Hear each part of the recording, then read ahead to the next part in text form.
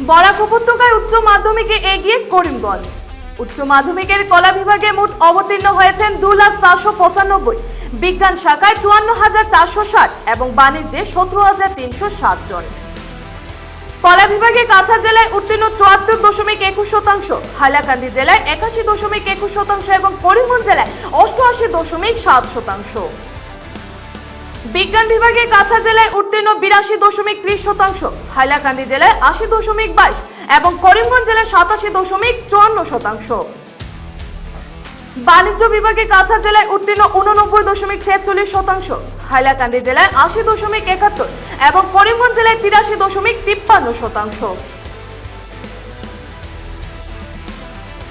নমস্কার, আপনারা দেখছেন নববার্তা টুডের সঙ্গে আছে আমি সুস্মিতা। আজ রাজ্য জুড়ে উচ্চ মাধ্যমিক চূড়ান্ত পরীক্ষার ফল প্রকাশিত হয়েছে। এই পরীক্ষায় বরাক উপত্যকা বেশ ভালো ফলাফল দেখাতে সক্ষম হলেও পাশের হারের দিক থেকে এগিয়ে রয়েছে করিমগঞ্জ জেলা। করিমগঞ্জ জেলায় কলা বিভাগে মোট অবতীর্ণ হয়েছেন 6,338 পরীক্ষার্থী। এদের মধ্যে 1,942 প্রথম বিভাগে, 2,084 দ্বিতীয় বিভাগে এবং 1,556 তৃতীয় বিভাগে উত্তীর্ণ হয়েছেন। পাশের হার 88.7%। এক্ষেত্রে কাছাড় জেলায় মোট উত্তীর্ণ হয়েছেন 6,598 পরীক্ষার্থী। পাশের হার 74.21%। হাইলাকান্দি জেলায় এই বিভাগে পাশের হার 81.21%।